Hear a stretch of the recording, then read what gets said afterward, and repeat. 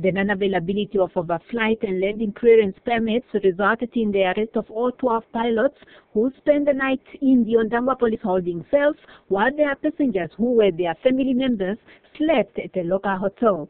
Oshana Police Commander Commissioner Ndangwapokashi Akuma says the pilots were arrested because they contravened the Aviation Act to fly over Namibia airspace without proper permits.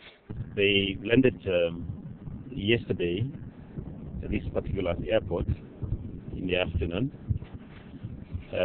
When they landed, the officers who are responsible for aviation, civil aviation here, they had to find out whether the pilots have got all the necessary documentations,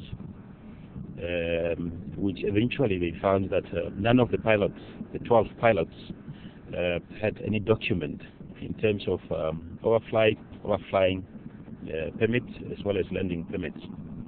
So as a result, when a pilot does not have all those documentations, then obviously one is violated the Aviation Act 25/1998. So as a result, as law enforcement agency, we had to enforce the law.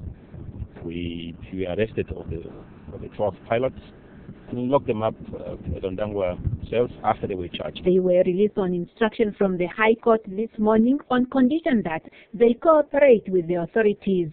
The planes are impounded pending further investigation. They flew from Botswana into Namibia yesterday and landed at Katima Mulilo before flying to Bagani and Rundu without the authorities detecting that there was something amiss with their overflight and landing permits. From Ondangwa, the group was scheduled to fly to Epupa, Korigas, Swakopmund and back to South Africa. They say this is part of their annual cancer awareness campaign sponsored by the International Cancer Association.